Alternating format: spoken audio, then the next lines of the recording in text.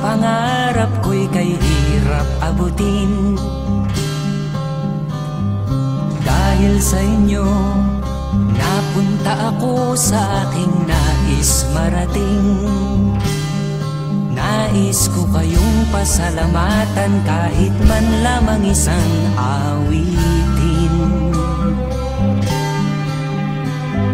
Parang kailan lang halos ako ay magpalimos sa lansangan. Dahil sa inyo, ang aking tiyan at ang bulsa'y nagkalaman.